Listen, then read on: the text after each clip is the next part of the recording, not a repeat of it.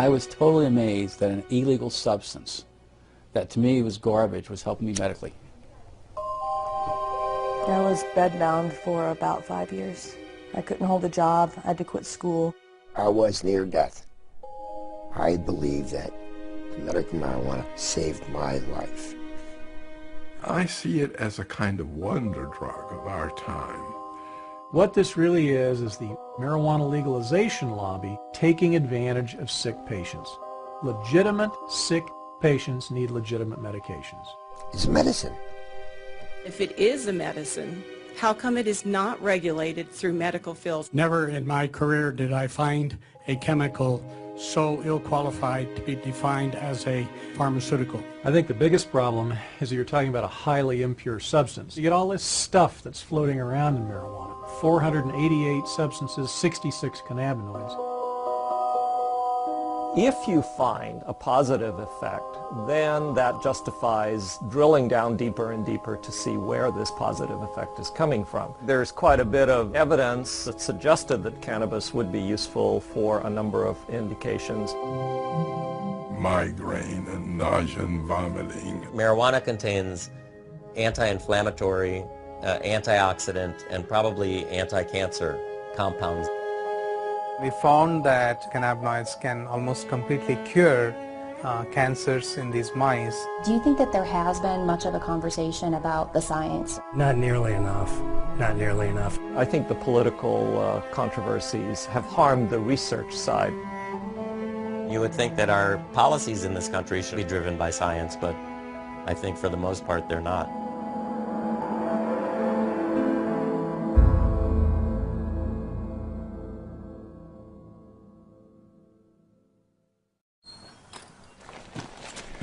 I'm not one for just sitting around. I got to be out, and it's outdoor stuff. I'm not much for going to a gym to work out. My physical exercise, I have to be outdoors doing it. For Point Hatfield, the mountains and rivers of Montana have always been a certain kind of therapy. Running and river guiding in the summer and teaching backcountry skiing in the winter have helped him through life's many difficulties. But the greatest challenge of his life took the outdoors away from him. It was like 2 days after New Year's. It just dumped 2 feet of snow, and a group of us skied from Mammoth down to Gardner after work, and we went out for dinner.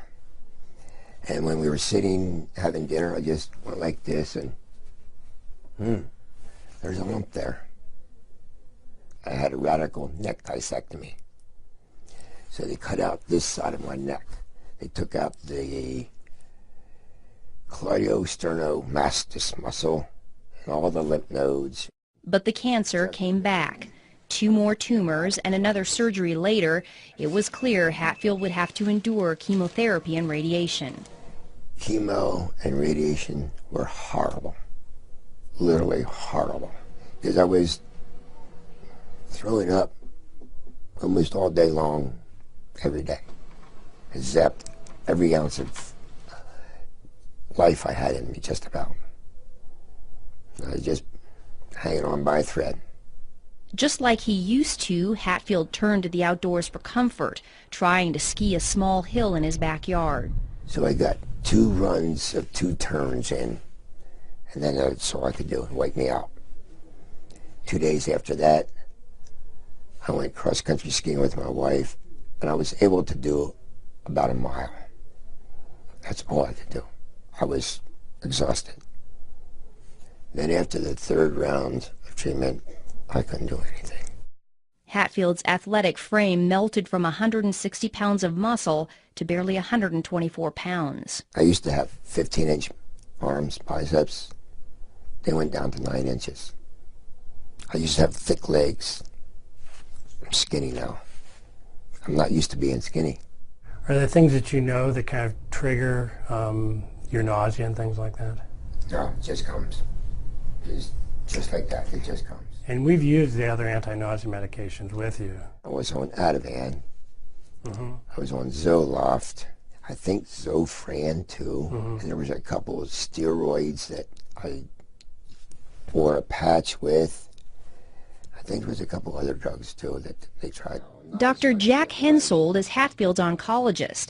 He says these are common anti-nausea medications that work for most patients. We have very good anti-nausea medications now, and you know, I make a little bit of an advertisement for that right now. People don't get sick on chemotherapy as they used to because the standard anti-nausea medications are so good. But Point Hatfield wasn't one of those patients. They just did not work. Not at all? Not at all. Didn't alleviate anything. So what was the next step? Well, then Dr. Hensel would ask me if I would be willing to try medical marijuana. I said, I'll try anything. We've had patients who've tolerated very well, and it's done some really good things for them. Even though Hatfield had his doctor's blessing, he still needed the green light from Wendy Gwenner, the hospital's oncology social worker. We had a fair number of patients who came out of the woodwork who probably were users anyway and said, well, gosh, I've got cancer. Can I get a card? And the answer is no, you can't. Gwenner carefully evaluated Hatfield's case, just like she does with every patient, before signing off on the medical marijuana recommendation. We have to be screening you and making sure that we've used appropriate medications as first-line treatment if our antiemetic medicines have not worked well, and we've gone through our cadre of medicines, then we would go to medical marijuana. After I got the medical marijuana, it just alleviated so much of that sick, pukey feeling, and alleviated the throwing up. Immediately? Immediately. Wow. Immediately. It's like it was a godsend. It was a wonderful thing. Because that throwing up all the time is not good. Right, right. I believe that the medical marijuana saved my life. I couldn't eat anything, couldn't swallow, and I think I just think it saved my life. 5 years after he was first diagnosed, Hatfield is cancer-free and enjoying Montana's beauty again. Nowadays, he says the beauty isn't the only thing he loves about this state. He loves the progressive voters who passed the state's compassionate use medical marijuana law in 2004, allowing patients like him the option of using a drug at the center of a growing controversy. There's a false stigma attached to it, and I'm doing this interview to help other people. Why not? It's our job to help other people. It's our responsibility. If we can do something for people, why not do it? If something can help somebody, why not let those people have that? Impassioned pleas from patients just like Hatfield have been the spark behind a nationwide movement to allow access to marijuana as a medicine. By the fall of 2010, 15 states had passed laws similar to Montana's. This is all in direct conflict with federal law. Since the 1970s, the U.S. government has considered marijuana a dangerous drug, one with a high potential for abuse and no accepted medical use. It's known as a Schedule I drug, the most restricted category. Marijuana shares its Schedule I status with drugs like heroin, ecstasy, and LSD. Drugs that have a high potential for abuse but do have an accepted medical value are placed on Schedule II.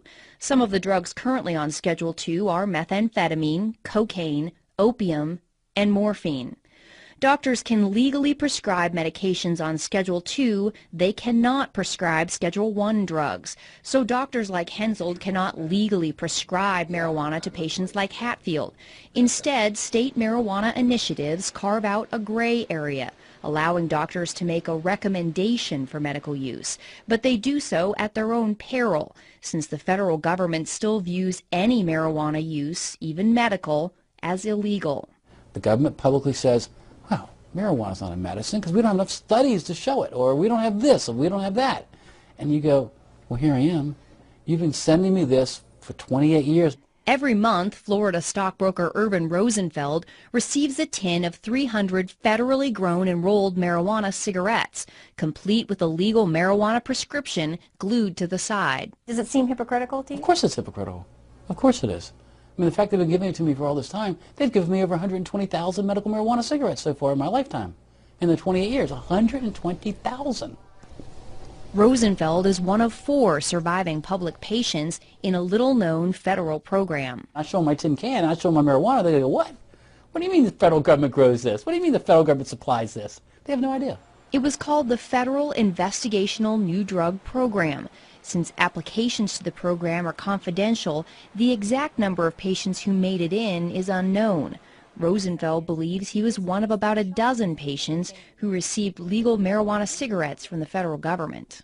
We were able to convince the government that nothing else worked, and so they had no choice but to give it to us. Rosenfeld argued he needed marijuana to treat his terrible pain caused by a rare disorder diagnosed at age 10.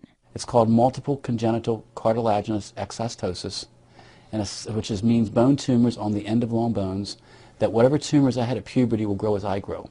They mostly grow outwardly into the muscles in the veins, stretching the muscles in the veins, making it very painful and very tender. I'd be screaming and crawling on the floor for 2 hours trying to get the muscles to get back in place. And then once they finally got back in place, the muscle would be so torn that I couldn't walk for 3 days.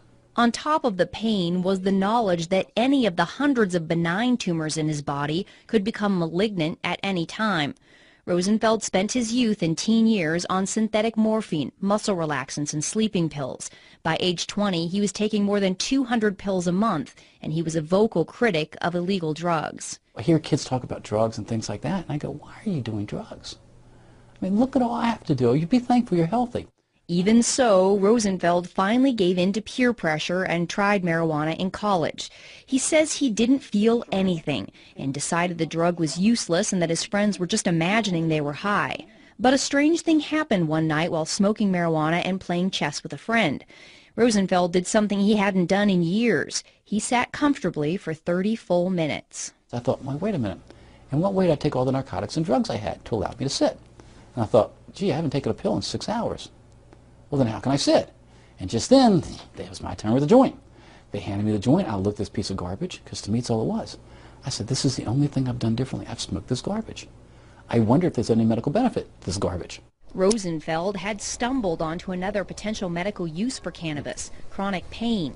When he joined the federal program in the 80s, he became one of a rare group of medical marijuana patients who could speak openly without fear of arrest about its medical benefits. Their stories added some legitimacy to an expanding body of anecdotal evidence. Medical marijuana has grown to a point where the government looks foolish saying it's not a medicine. It is a medicine.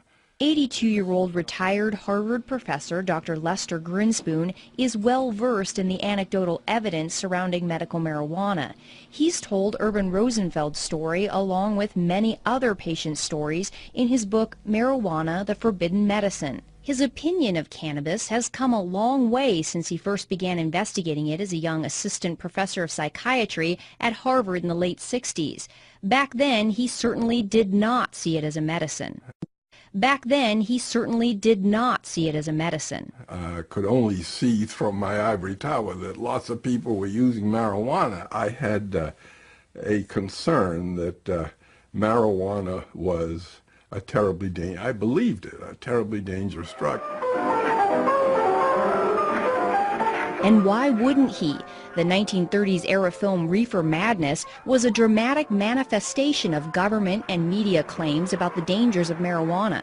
The film portrays marijuana smokers as delirious, insane, even homicidal. Dr. Grinspoon was gravely concerned, and he wanted to give young students the proof that marijuana was hurting them. I went into the library and started to look at this. I wanted to provide a scientific and medical basis for the prohibition. What was the government standing on and saying that this was a dangerous drug? Psychotic reactions can happen. Marijuana is now known to initiate depressive episodes, delusional episodes, manic episodes, and even psychotic episodes. Dr. Eric Voth is an internal medicine physician and an addiction and pain specialist in Topeka, Kansas.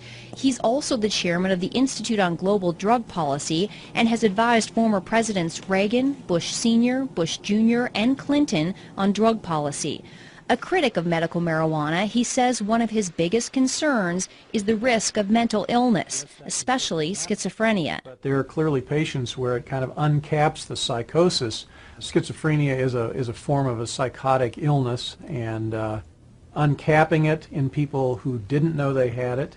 There have been episodes, again, of people who have sort of uncapped and continued schizophrenic that did not have it ahead of time. Indeed, research has shown a connection between marijuana use and schizophrenia. There is also great concern over marijuana use in teens and young adults because their brains are still developing. But it's still unclear whether marijuana causes mental illness or someone with a mental illness is more likely to use marijuana. As a psychiatrist, Dr. Grinspoon's expertise was in schizophrenia, and he strongly disagrees with critics who say marijuana may trigger the disease. I think that is absurd. If you just take the fact that schizophrenia, the frequency of schizophrenia is about 1% the world around. Now, you would expect with a drug that's used as often as it is, you would expect that there'd be a little bleep in this. It doesn't change a bit. It hasn't changed. In fact, you can find as much literature about how cannabis is useful to schizophrenic patients as it's harmful. Dr. Grinspoon could not find evidence to back up the government and media reports that marijuana use leads to drug-induced violence,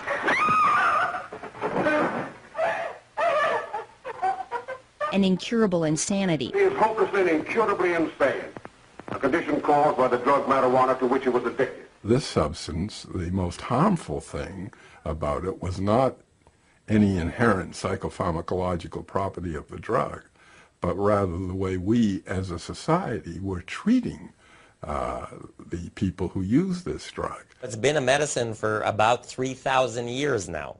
It only hasn't been a medicine in this country for 68 years. I say in the scheme of things, it's been a medicine a whole lot longer than it hasn't been. Dr. Donald Abrams is a professor of clinical medicine at the University of California, San Francisco, and an oncology physician at San Francisco General Hospital. He says doctors were able to freely prescribe cannabis for various ailments up until 1937. Harry Anslinger, who was a prohibitionist and the first head of the Federal Narcotics Bureau, decided to introduce the so-called Marijuana Tax Act. Physicians in the United States knew the medicine as cannabis, and by using marijuana, he sort of did an end run around the medical community. The act imposed a high tax on medical marijuana and such onerous registration and reporting requirements that it effectively banned its use as a medicine altogether. The American Medical Association came out in opposition to the act, with Dr. William C. Woodward testifying there was no evidence the medical use of cannabis was causing addiction, and that there are evident potentialities in the drug that should not be shut off by adverse legislation. He opined that it's impossible to foresee how much the new regulations will deprive the public of the benefits of a drug that, on further research, may prove to be of substantial value. The Marijuana Tax Act delivered the final blow to a medicine that was already being replaced by the opiates and aspirin. Cannabis was removed from the U.S. Pharmacopoeia in 1942. The fact that cannabis was an accepted, valuable medicine in the United States for nearly a century might be surprising to the teens who grew up watching the dramatizations of reefer madness. It certainly came as a surprise to Dr. Grinspoon. I discovered when I got into the library that I, despite my training in science and medicine, had been brainwashed. He put his findings into an 80-page paper, aptly titled Marijuana Reconsidered. It was later published in Scientific American. Then his professional investigation of cannabis took an unexpected, personal turn. His son Danny, suffering from childhood leukemia, had begun chemotherapy. The chemotherapeutics that he had to receive were just devastating to him in terms of the nausea and vomiting. It's a nausea that goes right down to your toenails. I mean, it's really beyond description. Even with all his prior research, Dr. Grinspoon still had no idea that marijuana might be able to stop Danny's chemotherapy-induced nausea. One night at a dinner party, an oncology doctor who had read his paper on marijuana related the story of a 17-year-old with leukemia who used marijuana to treat his terrible nausea. On the way home from there in the car, my wife, Betsy, asked me, don't you think we ought to get a little bit of marijuana for Danny the next time he gets... And I said, I'm almost ashamed to say this. I said, no, that would be breaking the law, and I don't want to offend the physicians, you know, who are taking care of him. So I was against it. She's a rather plucky woman, and next time he came in for his chemotherapy, she went up to the Wellesley High School parking lot, and they found his friend Mark, and asked him if Mrs. Grinspoon, wanted a little bit of marijuana. When Dr. Grinspoon showed up for Danny's chemo treatment, he was surprised to find his wife and Danny so relaxed. They were joking, and he was smiling, and no problem. He got on the gurney, had the injection, and whereas before, with this particular chemo, he became nauseous, felt awful right away, and the race to get home before he started to vomit, and then in a bed with a bucket at his side there until it was just dry heaves. That day, he got off the gurney, he said, "Hey, Mom, there's a sub sandwich on Brookline Avenue, I noticed. Could we get a sub on the way home?" When he discovered Danny had smoked marijuana, Dr. Grinspoon was not angry. He was relieved. And I called the doctor, the attending who was taking care of him, and I said, you know, I'm not going to stand in his way doing this again. He said, don't. And don't have him do it in the parking lot. I want to see this myself. And so it went. He never had any difficulty with nausea and vomiting. With the further treatments for as long as he lived, he was free of that anxiety. And I can tell you, it was not only a relief for him, it was a relief for his parents and his siblings. It was a godsend.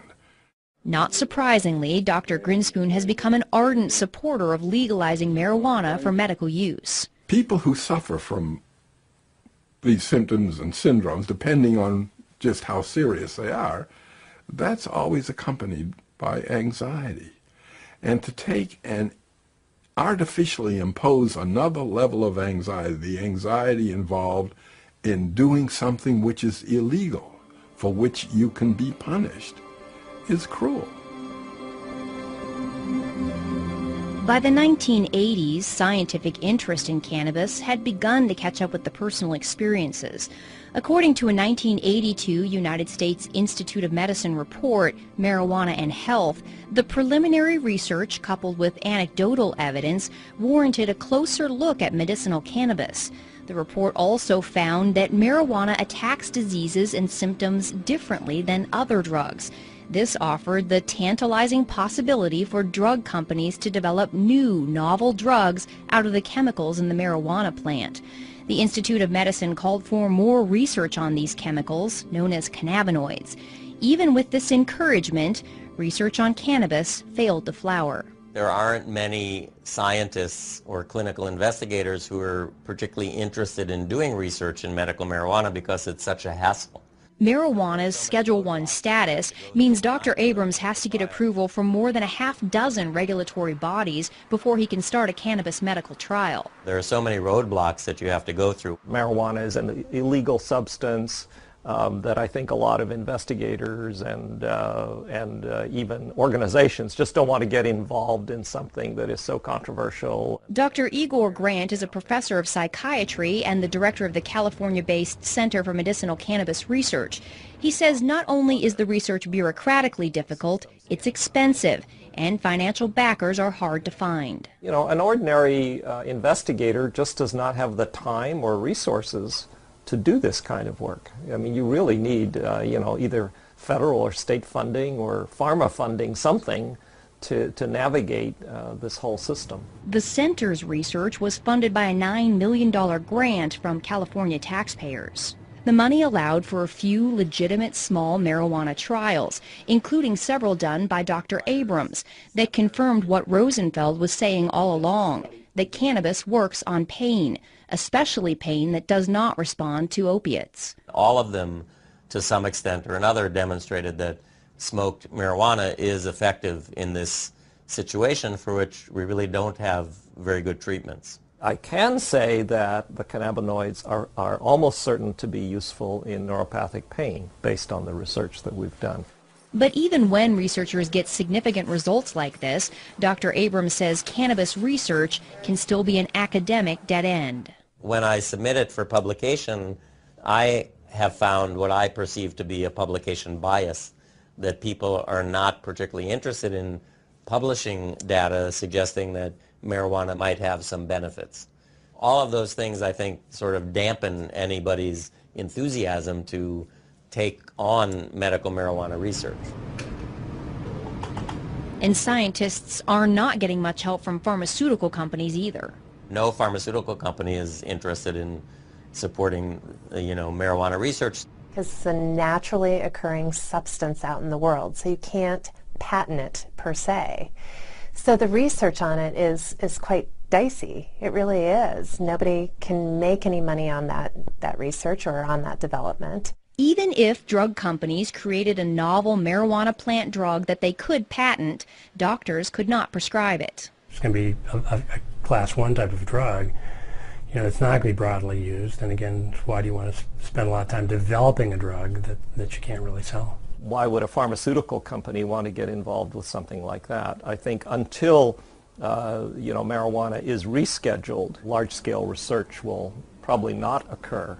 Advocates have been mired in a decades-long legal fight with the U.S. Drug Enforcement Agency to do just that. In the late 80s, they made the argument that marijuana has accepted medical value and that it belongs on Schedule II. It was almost passed. Francis Young, I believe, was the DEA administrative judge who, my understanding was, basically suggested that it be made a Schedule II. According to government documents, the DEA's administrative law judge, Francis Young, found there was incontrovertible evidence that cannabis was an effective medical treatment for nausea and appetite loss, multiple sclerosis, and spinal cord injury spasms. Judge Young ruled marijuana should be moved to Schedule II, writing, "The evidence in this record clearly shows that marijuana has been accepted as capable of relieving the distress of great numbers of very ill people. It would be unreasonable, arbitrary, and capricious for DEA to continue to stand between those sufferers and the benefits of this substance." For those who were concerned about marijuana's side effects, Young ruled that as a medicine under a doctor's supervision, marijuana in its natural form is one of the safest therapeutically active substances known to man. The DEA and other federal agencies disagreed. They overruled Judge Young's decision and kept marijuana on Schedule I. But the ruling did add to growing pressure on the U.S. government to go beyond its own compassionate use program and make marijuana legally available as a medicine. The answer? Provide a pill that can do what the plant does. For years, the government had been sponsoring and funding research to put the active ingredient in marijuana, THC, into a capsule form. Known as dronabinol or Marinol, the drug is a synthetic version of THC created in the laboratory. Since it did not come directly from the plant, the DEA placed it on Schedule II. They wanted to have an answer to people like me. There is a medicine out there that people can buy. They don't have to use herbal marijuana. Dr. Grinspoon says the problem is Marinol does not work as well as marijuana. You take people who have used both herbal marijuana, smoked it or ingested it, and Marinol or dronabinol. Every time, never an exception. Oh, I much prefer herbal marijuana. It was my experience when AIDS patients first started taking dronabinol back in 1992 that they didn't like it. The absorption when taken orally of THC is very variable and low. The gut only absorbs 12%, plus or minus a few percent depending on the individual. The problem with taking it through the gut, you have to wait for an hour and a half to 2 hours to know whether you're getting relief from the pain or the nausea or whatever it is you're trying to relieve. How does Marinol compare in all this? I was talking earlier. I mean, do you feel like it's as effective as the plant or no? No. I do not believe Marinol is as effective as marijuana or THC. And why do you say that? I've never really seen it work. We've added on, it's expensive, and I've never had a patient who seemed to get much benefit from it. We really haven't had very much success with patients with Marinol for any side effect management. So there's something that is lost in with the THC in that processing. Dr. Abrams says what's lost in the processing are all the other cannabinoids in the plant, some of which are known to mitigate the high associated with THC, making the patient feel more relaxed instead of anxious. There are 400 other compounds in the plant, including 70 other sort of lookalikes to delta-9 THC, and those are all there for a reason. They provide balance, if you will, the yin and the yang, and my opinion that you lose that balance when you remove the single most psychoactive component from the plant and use that as a pharmaceutical. I've used Marinol on some patients selectively. I've not had any problem with Marinol. Dr. Voth says while he's not overly impressed with Marinol, he would rather have patients take a pill. He says telling a patient to smoke an illegal plant is substandard medicine. I treat a lot of sick patients with all sorts of different pain and neuropathic disorders and cancer, etc. And I cannot think of one circumstance in 27 years of active practice that I've had to say, well, it's time for you to smoke dope. I just haven't. And that includes terminal patients and hospice patients. Anyone who says that, we have adequate treatments for all of the conditions for which marijuana is purported to have some effect, I don't think that is a correct statement. I think the fact is that we have a lot of difficult to treat conditions, and there may be a niche or a place for the cannabinoids with some of those conditions. Oncology social worker Wendy Gwenner agrees. She's personally seen patients who don't get adequate relief from the anti-nausea drugs. And when it comes to getting patients to eat, it is far and away the best medication that we have for chronic wasting and for increasing appetite in cancer patients. There's probably nothing that works as well for appetite stimulation that we have as marijuana. But Dr. Hensoldt says cannabis does have one side effect that certain patients don't like, namely the high. Most of the side effects I worry about with patients are really the euphoria and the altered sense of consciousness that people get, and whether they'll tolerate that or not. Generally, you'd consider a high as an adverse effect. So that adverse side effect for people who don't want to be high is really a problem. For other patients, though, the high could be part of the therapeutic effect. A 1999 U.S. Institute of Medicine report on marijuana found the drug's anti-anxiety and sedative effects could be a benefit. I can't convince myself that the psychoactive part doesn't play a part. If they feel good, that's terrific. But does feeling good lead to addiction? Absolutely. Marijuana is habituating, addictive, whatever you want to call it. Dr. Voth says marijuana has about the same addictive potential as alcohol. The 1999 government report found marijuana was slightly less addictive than alcohol, with 9% of all users experiencing addiction. And marijuana does not have the extreme physical withdrawal symptoms that alcohol and other drugs do. Potential for withdrawal is really minimal because the cannabinoids are stored in fat, so that if you stop using marijuana abruptly, it still leaches out from fat over a number of days, so you don't get a precipitous withdrawal.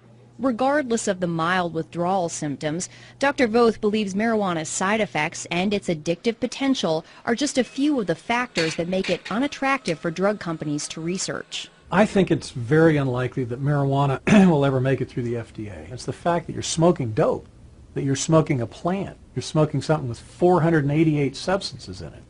So there's the rub. Schedule 1 is a side issue. It may chill things a little, but it's really that you're looking at smoking dope as a medication.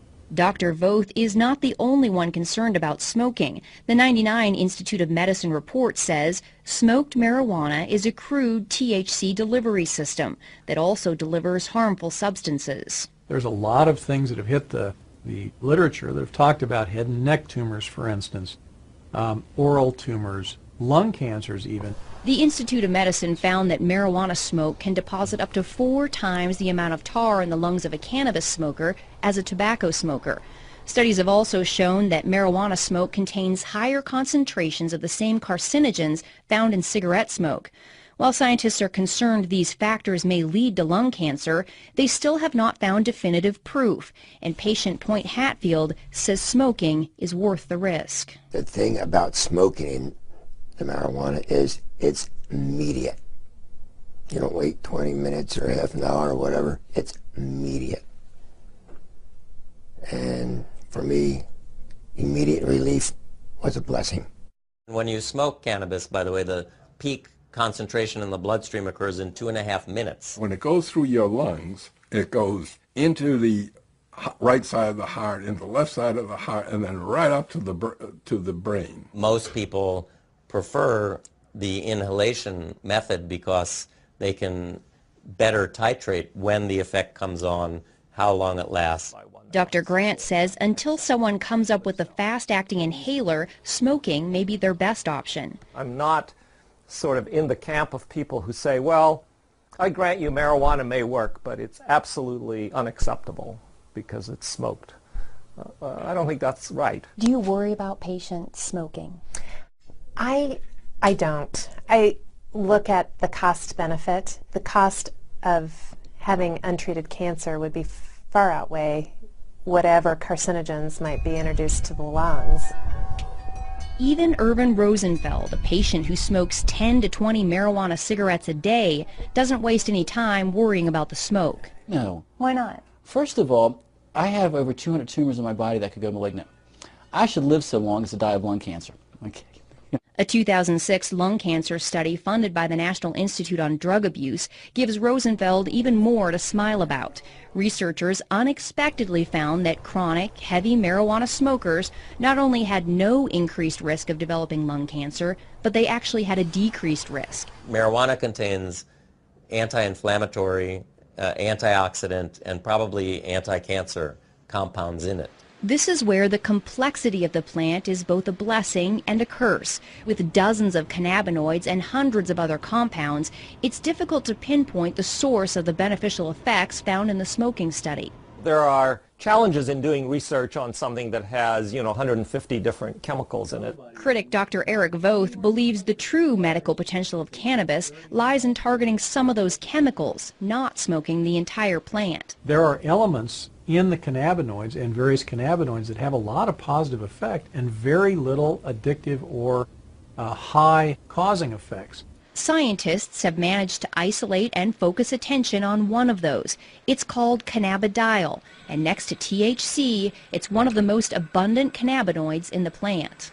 CBD is cannabidiol, which is another cannabinoid like the main psychoactive ingredient, but instead of getting people high, CBD seems to be a very potent anti-inflammatory and analgesic. So it relieves pain and decreases inflammation. Anti-inflammatory and analgesic. So it relieves pain and decreases inflammation. But what I'll do is I'll just kind of put the stove on low. I'll spoon out a little bit of the canna butter, about that much as a dose is worth for the night. And I'll put it into the pan and just let it melt down. CBDs seem to help my seizures. I'm not using it to get any psychological effects off of it. I'm just eating the butter raw with bread, so warmed up. And how often do you take that? Once a day, twice a day? At night right before bed. I used to be on approximately 14 different prescriptions, and I would still have up to 12 seizures a day. I used to take 2 handfuls of pills, no more. While this 27-year-old epilepsy patient is relieved to be taking medical marijuana, she's considerably more anxious about showing her face and has requested we conceal her identity. Why do you not want to show your face?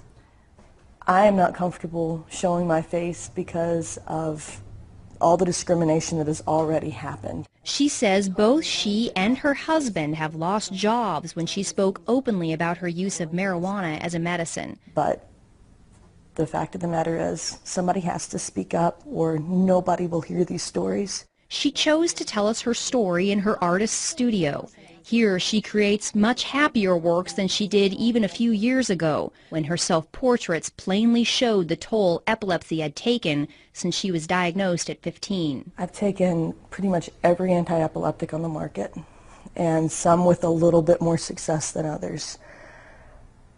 Some of the medicines I was on had nothing to do with epilepsy, and the doctors put me on them to help me sleep or to help with my anxiety issues. The seizures were so bad I needed to be sedated heavily to sleep. The depression gets worse the more you're sedated. Despite the constant seizures and depression, she graduated high school and was accepted into a private women's college to study psychology and fine arts. The seizures were so intense by my early 20s that I couldn't stay in class.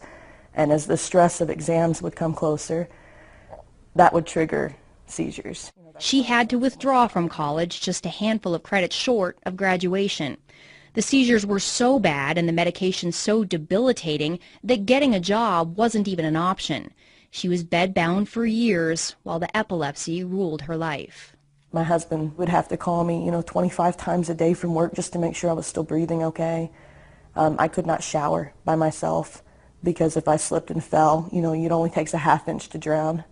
So we were living on pins and needles with me having that many. That's when she decided to move to a state with a medical marijuana program. She had read stories about its potential to treat epilepsy, and she wanted legal access to it. How did that impact your seizures? They started slowing down. I had to build it up in my system, and it wasn't until I started ingesting it that they really stopped completely. The potential of the CBDs in marijuana to mitigate epileptic seizures is not new. Scientists who put together the 1982 U.S. Institute of Medicine report found substantial evidence from animal studies to indicate that cannabinoids are effective in blocking seizures and that there is strong support for further investigation into the utility of CBD in human epilepsy. The subsequent 1999 Institute of Medicine report was less enthusiastic, saying the solid scientific evidence still isn't there yet, and it was unlikely to be a fruitful area for drug research. I'm not waiting for the FDA approval to come through. I know how it affects my body, and that's one thing that I've learned through taking prescription drugs all these years. I have to know how this stuff is going to affect me, not what somebody else says it does for them. Not only has it completely stopped her seizures, but she says something in the plant works for her anxiety, depression, and insomnia too. So she sees the scientifically undesirable cornucopia of substances in the plant as a benefit, not a detriment. The fact is it works. It works better than anything I've ever tried, any pill I've ever taken. The cannabinoids have multiple actions. It's not just on pain, or in her case maybe anti-epileptic action, but for many people, they have a sedative and anti-anxiety effect and so forth. I'm a cancer doctor, and I often suggest to my patients that they consider marijuana for their loss of appetite, nausea, pain, depression, and insomnia. It's one medicine they could use instead of 5. Critics of medical marijuana are highly skeptical of claims it can treat just about everything. How is it possible that one plant has the potential to treat so many different ailments? Intriguing answers started appearing in the early 90s when researchers pinpointed receptors in the brain and the body that bind with the cannabinoids. Receptors can be described as locks on the surface of a cell, and when the correct key binds with the correct lock or receptor, it opens the door and delivers messages. Sometimes the message is that the body is feeling pain. Other times the message may be that there's an invader and the immune system must attack. Scientists located 2 receptors, cannabinoid receptors, one called the CB1 receptor, mainly in the brain, and the other is the CB2 receptor, which is mainly in cells of the immune system. The CB1 receptors are extremely abundant in the brain, but they're also found all over the body in the major organs, the heart, the liver, kidneys, and pancreas. After finding all these locks that accepted the cannabis key, researchers made the next big discovery. The human body makes its own cannabinoids, called endocannabinoids. We have this whole elaborate system where we have these receptors in our brain and in our immune system, and these circulating chemicals that we produce ourselves that really are very, very similar to the chemicals in the marijuana plant. The only difference is that the endocannabinoids that we produce are in such small quantities, and they're also rapidly degraded, so that therefore we are not high all the time, or we don't have that feeling of euphoria all the time. Dr. Prakash Nayagarkatti is a professor of pathology and microbiology at the University of South Carolina. For the last decade, he's been doing research on what's become known as the human endocannabinoid system. The precise functions of the endocannabinoid system is it's still being understood, actually.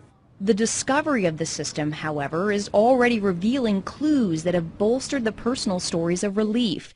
The areas of the brain that control nausea and vomiting, chronic pain, and epileptic seizures all have cannabinoid receptors. What do these things do? Well, in the brain and the nervous system, the cannabinoid system seems to exert kind of a dampening effect. It's kind of an internal, I like to think of it as a neurological shock absorber. And when they looked in other animals, they found these receptors were present in basically all animal species.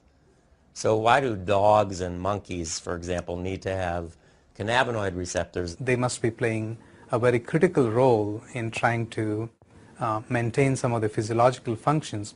The whole development of the fact that there are cannabinoid receptors in endocannabinoids has really given drug companies and pharmaceutical investigators a lot of opportunity to try to manipulate the body's own cannabinoid system. That's because now they can create synthetic drugs that target the receptors instead of taking chemicals from the plant.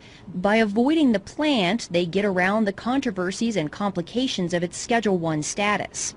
A search of the U.S. patent database reveals numerous large pharmaceutical companies have filed recent patents claiming their cannabinoid receptor drug has the potential to treat almost everything: multiple sclerosis, Alzheimer's, Parkinson's, rheumatoid arthritis, Tourette's, epilepsy, heart disease, obesity, various mental illnesses, and the holy grail of medicine, a cancer cure. We feel that these cannabinoids give us an opportunity to study their functions, and see how we can exploit them, how we can manipulate these cannabinoids and the receptors to find cures for a large number of diseases currently in which there is particularly no cure.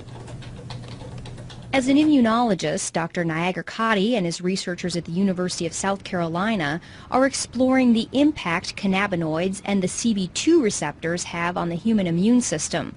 Both U.S. reports on marijuana found the cannabinoids do suppress the immune system, and previously this was seen as a concern. But Dr. Nayagarkatti believes tamping down the immune system could be a good thing. Is a concern, but Dr. Nayagarkatti believes tamping down the immune system could be a good thing. There are about 80 different autoimmune diseases, and basically autoimmune diseases are triggered by your immune system going haywire, getting hyperactivated and destroying certain cells and certain tissues. In multiple sclerosis, for example, the immune system suddenly begins attacking the brain and the spinal cord. Rheumatoid arthritis and lupus are similar diseases caused by the chronic inflammation associated with an immune system gone amok. The cannabinoids dampen down response to bacteria or foreign agents or injury to tissues. A lot of scientists and researchers are interested in those properties of the cannabinoids, in trying to see how we can suppress the immune response in autoimmune disease conditions. For Dr. Nayagarkatti, the research has gone far beyond treating inflammatory problems. He's narrowing in on the potential of cannabinoids to kill immune cells that have mutated and become cancerous. Once they become cancerous, they no longer die a normal cell death. Instead, they begin growing and spreading uncontrollably. We were one of the first labs to demonstrate basically that not only the immune cells, the normal immune cells express these cannabinoid receptors called the CB2 receptors, but also that when these immune cells get transformed and they become cancer, to our surprise we found that these cancer cells continue to express these CB2 receptors. This was an exciting discovery because the CB2 receptor can act like a target for the cannabinoids. Once they bind with the receptor, they can tell the cancer cell to die. So basically telling the cells basically to commit suicide, and that's what they do. And we demonstrated that that would be the mechanism by which the cannabinoids can kill the cancer, and therefore it can be used effectively as an anti-cancer agent. Dr. Nagar-Katti and his researchers were able to eradicate almost 100% of the cancer in test tubes. But they were skeptical they would see similar results when they moved on to tumors in mice. To our surprise, we found that almost 25 to 30% of the mice completely rejected the tumor. They were completely cured. And in addition, we found that the remaining mice also, there was a significant reduction in the volume or the size of the tumors as well. The lab results have been so promising that Dr. Nagar-Katti is beginning clinical trials with leukemia patients. There's no doubt in his mind that the cannabinoids, either from the plant or lab created, will play a major role in medicine in the future. I feel that in the next 5 or 10 years, there is going to be exponential growth in cannabinoid research. It's an area where both the critics and the advocates agree. Scientists are now well on their way to developing medicines based on the cannabinoids. It begs the question, however, will modern medicine eventually make the marijuana plant obsolete? No, it will not. In fact, it will only enhance it. Okay, because now it's more proof that the plant really does work. Okay, and instead of spending $600 a month on buying the pharmaceutical drug, I can grow my own plants. I don't want them to ever take the choice away, because I don't know how long it's going to be before they really find out exactly what is working for me or for others. And right now, having the raw plant available is the best solution, because you have all of it there. You don't have just what they've isolated, just what they've decided is important now. Let's keep it in the corridors of science. Let's keep it in the FDA. Let's do what needs to be done, which is careful, longitudinal, placebo-controlled, crossover, head-to-head studies, and see where it falls out. But let's deliver what's really medicine. That is the individual cannabinoids. They may come across some things that are better than herbal marijuana for one thing or another, and good luck to them. I'd love that. But I never want to see compromised the capacity of people to use herbal marijuana, whether it's because the drug that they've come up with is much more expensive, or it doesn't do as well, or whatever the reason. That people should always have herbal marijuana available to them without any constraints from the law. Patients say for now the question is irrelevant.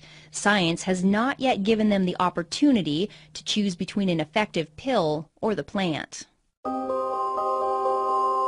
This is something where I have no other medical alternative to treat this condition. I have exhausted all of modern medicine's alternatives, and they have really screwed my body up. She says cannabis has allowed her to hold down 2 jobs and make plans to go back to school and finish those last credits. There is so much promise now where there was none before. Without the 10 to 12 cannabis cigarettes a day, I would not be working. I most likely would be on disability.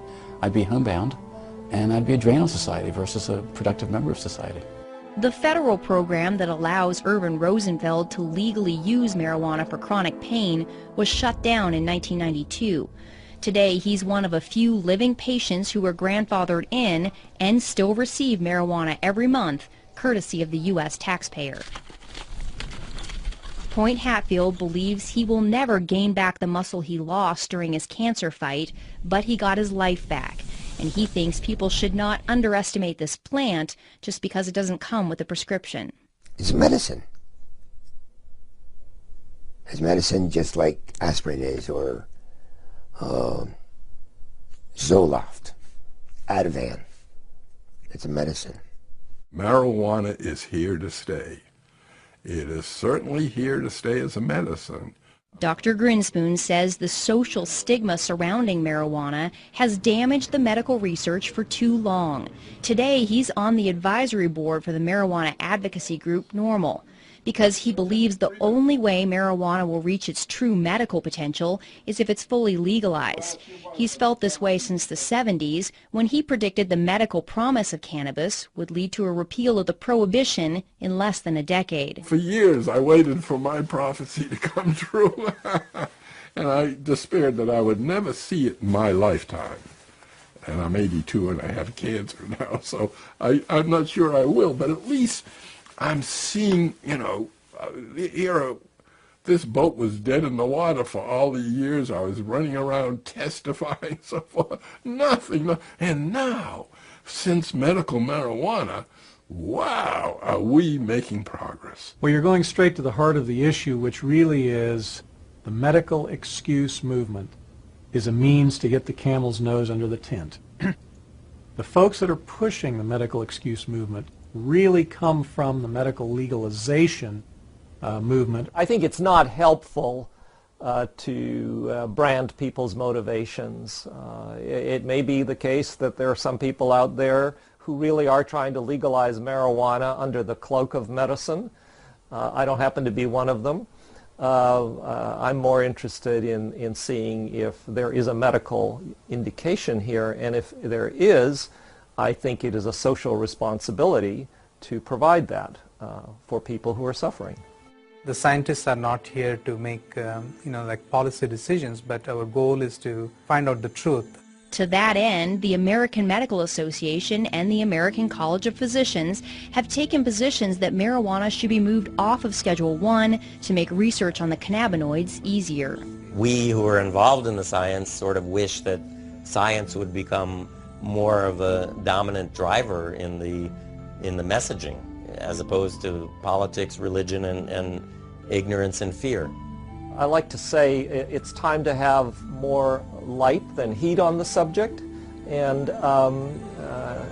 clear away the smoke here. When you strip away the smoke of the social and political issues, one thing is clear.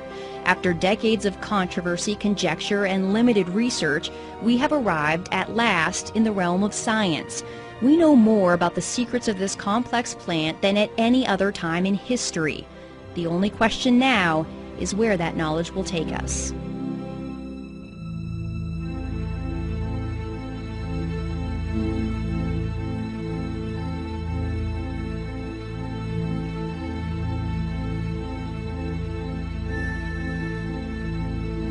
Support for this program was made possible by the Friends of Montana PBS and the University of Montana.